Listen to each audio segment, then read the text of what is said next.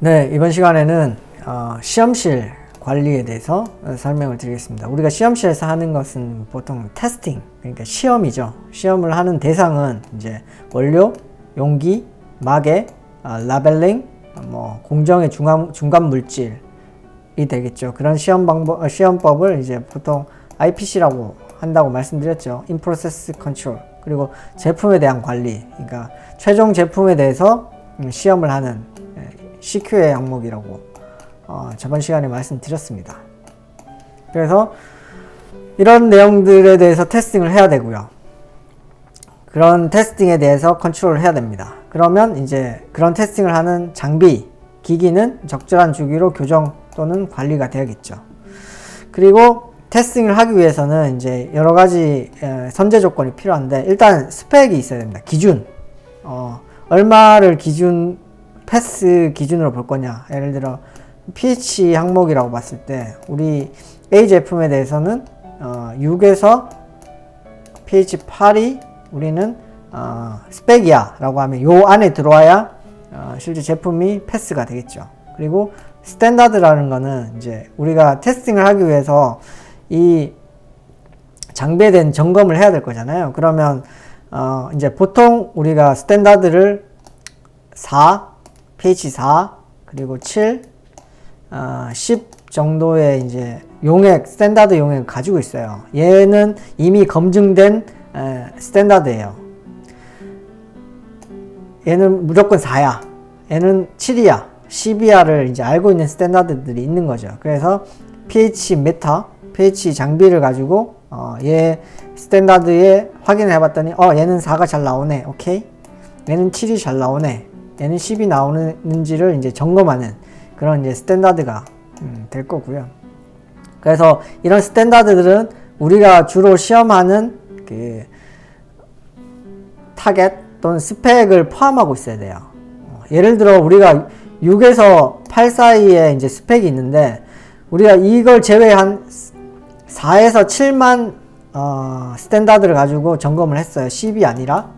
그러면 우리가 8을 커버하지 못하잖아요. 그렇기 때문에 이제 스탠다드는 우리 실제 그 스펙을 포함한 스탠다드를 사용을 해야겠죠. 그런 디테일한 내용들은 나중에 또 추가적으로 설명을 드리겠습니다. 그리고 샘플링 플랜이 되게 중요한 거예요. 우리가 예를 들어 한 개의 제조 단위가 1000개예요. 1000개인데 우리가 1000개를 다 시험을 해볼 수는 없잖아요. 왜냐하면 우리는 팔아야 되는데, 이 제품을. 그렇기 때문에 여기서 이제 일부 샘플을 채취를 해서 그걸 테스팅을 하는 거죠. 그래서 테스팅을 해서 그 결과로 이 전체 1000개에 대해서 적부 판정을 하는데, 그러면 몇 개가 적절하게 이 1000개를 대표할 수 있는 거냐를 먼저 사전에 정해 놔야겠죠. 그리고 세부적인 시험 방법에 대한 그 절차를 마련해 놔야 될 것 같고, 그래서 이런 것들이 이제 수립이 되면 검토와 승인을 거쳐야 될 겁니다. 반드시 퀄리티는 들어가야 돼요. 품질 QA라고 하죠. QA는 반드시 승인에 들어가야 됩니다. 그래서 이런 내용들이 프리디파인, 그러니까 먼저 승인이 되고 테스팅이 이루어져야 되는 거죠. 실질적으로 이제 이런 게 이제 검증이 된 다음에 변경이 있을 수도 있잖아요. 예를 들어 6에서 8이었는데 6에서 9로 바뀐다 라고 하면 이제 체인지 컨트롤을 타서 다시 리뷰와 어프로브를 거쳐서 체인지가 이루어지면 그 기준이 적용되는 그런 절차라고 보시면 될 것 같습니다.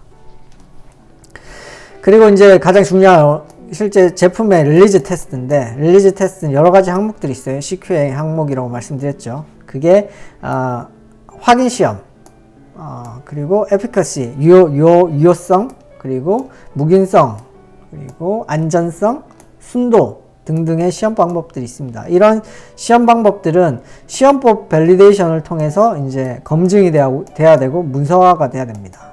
그래서 시험 방법 자체가 괜찮다라는 걸 이제 문서화하고 검증을 해야 되는데, 그런 이제 항목들이 정확성, 특이성, 재현성 등을 검증을 해야 되는데, 정확성이 뭐냐면 우리가 이 시험 방법이 정말 정확한가, 신뢰받을 수 있을 만큼 정확한가를 검증을 해야 되고요. 또 특이성, 우리가 제품에는 예를 들어 A 제품에는 여러 가지 컴포넌트가 있을 수 있죠.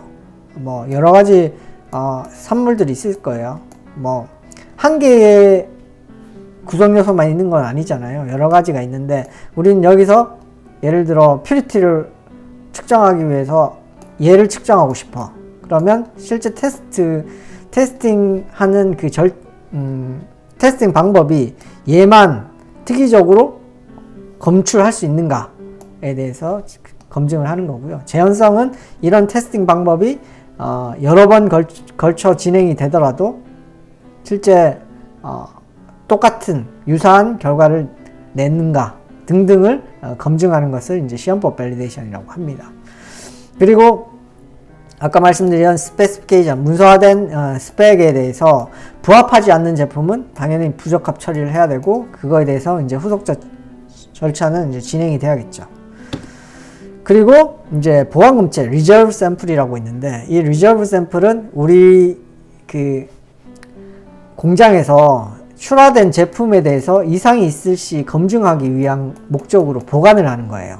예를 들어 우리가 A 제품에 대해서 첫 번째 라스 1번 제조 단위를 생산을 했어요.